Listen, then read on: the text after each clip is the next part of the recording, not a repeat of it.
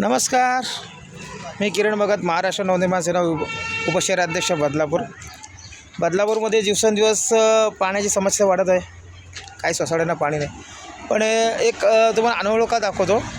आज सार्वजनिक टॉयलेट विष्णुवाटिकाच्या समोर आहे. बघा नळ कसा वाहून जातो. आणि त्या कॉकची टाकी भरल्यानंतर ती कॉक बंद करण्यासाठी कॉक पण न ठेवला का त्याला बंद करू शकतो. आणि हा डायरेक्टली घेतलेला नळ आहे, म्हणजे मेन लाईनीवरून घेतलेला हा नळ आहे. विनाकारण पाण्याचा वेस्ट.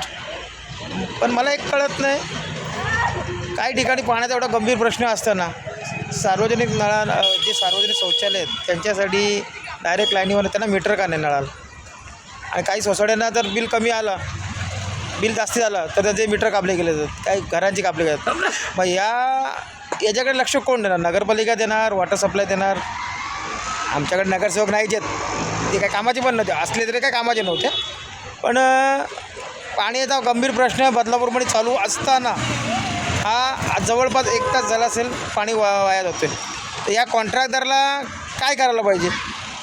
किंवा ते डायरेक्ट कनेक्शन घेतलं आहे टॉयलेटसाठी, वॉटर सप्लायला कळलं नाही का? भेटूया वॉटर सप्लायच्या अधिकाऱ्यांना. जय हिंद, जय महाराष्ट्र.